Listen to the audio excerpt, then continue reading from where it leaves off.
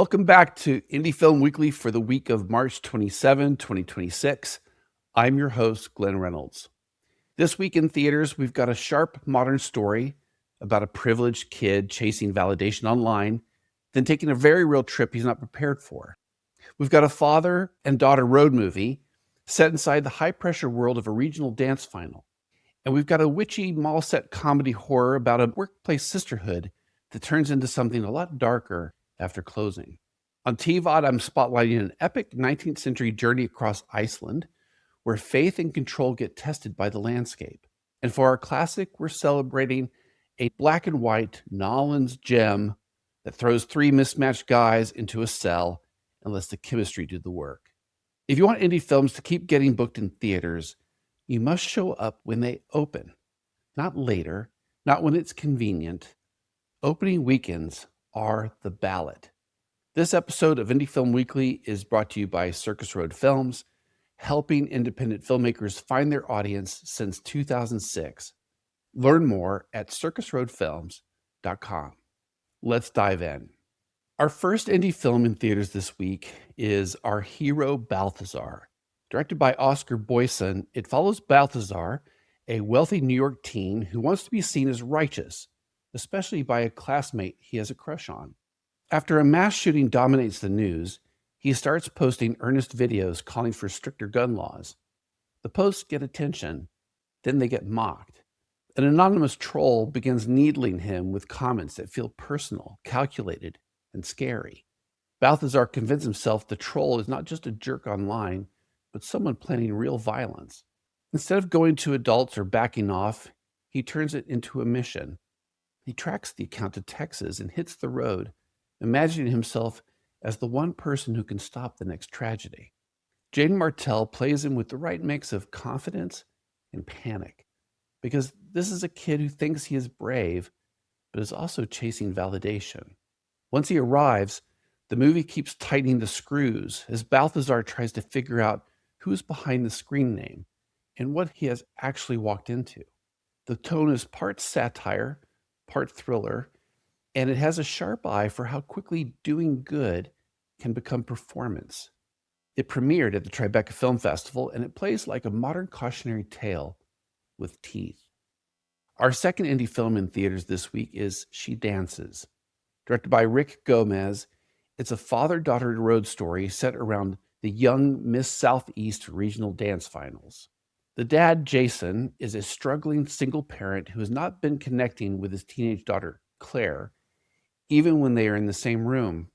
A trip to her final big competition forces them into close quarters, long drives, hotel lobbies, and the strange ecosystem of dance moms, backstage nerves, and glitter that never really comes off. The film is built on the idea that you can love someone and still not know how to talk to them. Jason keeps trying to fix things with jokes, rules, and pep talks. Claire keeps pushing back because she is carrying her own grief and her own anger. Steve Zahn plays the dad, and he also co-wrote the script with Gomez. The key detail here is that Zahn's real-life daughter, Audrey, plays Claire, which gives the arguments and the affection a lived-in feel. The dance world is not treated as a punchline. It's a pressure cooker, and the competition becomes the clock on their relationship. The film also premiered at the Tribeca Film Festival, and it's the kind of warm, specific drama that can make you call your kid on the drive home. Our last indie film in theaters this week is Forbidden Fruits. Directed by Meredith Allaway, this comedy horror drops you into a suburban mall where a store called Free Eden sells soft empowerment and curated vibes by the day. After closing, the staff becomes something else. Apple, the boss, runs a secret witchy cult in the basement with their chosen inner circle, Cherry and Fig, and they treat the store like a temple and a clubhouse. Their rituals are not cosplay. They're a way of policing who belongs, who gets protected, and who gets sacrificed to keep their sisterhood intact. The story kicks into gear when a new hire, Pumpkin, joins the team and starts asking basic questions that no one wants to answer. Lola Tung plays Pumpkin, and she gives the role a grounded curiosity that makes the situation feel even stranger. Lily Reinhardt plays Apple with charisma that can flip into menace on a dime.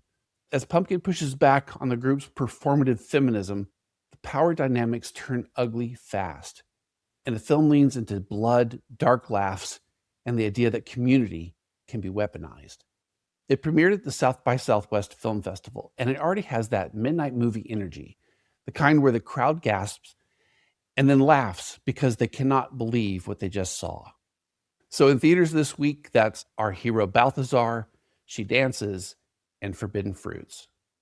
Our spotlight indie film on TVOD this week is Godland. Directed by Hilner Palmason, it's set in the late 19th century and follows Lucas, a young Danish priest sent to Iceland to build a church and photograph the people and landscape. He travels across harsh terrain with local guides carrying heavy equipment, rigid beliefs, and a growing sense that he's not in control of anything. The film is as much about the journey as the destination. Lucas wants to document the country, but the weather, the rivers, and the sheer physical grind keep reshaping the mission. As the group reaches the remote settlement where the church will rise, Lucas's relationship with his guide Ragnar becomes its own quiet conflict, shaped by language, authority, and resentment. The story keeps asking what faith looks like when you are exhausted, scared, and far from home, and what power looks like when you're the outsider with the title. Palmason shoots Iceland with jaw-dropping detail, but he never treats it like a postcard. It feels indifferent, beautiful, and dangerous in the same frame. If you want a slow burn that rewards attention, this is a strong pick. You can stream it on the Criterion Channel or rent it on Apple TV or Amazon Video. Our indie film classic this week is Down by Law, celebrating its 40th anniversary. Directed by Jim Jarmusch, it's a black and white New Orleans oddball noir about three men who do not belong together until the system shoves them into the same cell. Zach is a disc jockey with bad judgment. Jack is a small-time pimp with a short fuse. Roberto, played by future Oscar winner Roberto Benigni, is an Italian tourist who speaks in charming mangled English and seems baffled that everyone is so angry.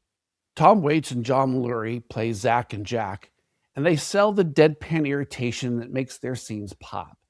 All three get framed, locked up, and forced to figure out whether they can cooperate long enough to get out.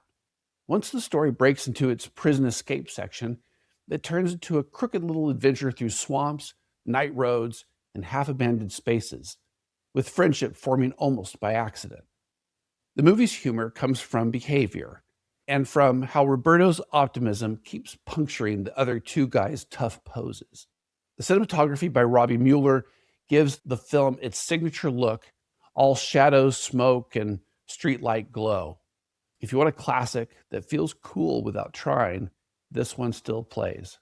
You can stream it on HBO Max or the Criterion Channel or rent it on Apple TV or Amazon Video. And that wraps it for the March 27, 2026 edition of Indie Film Weekly.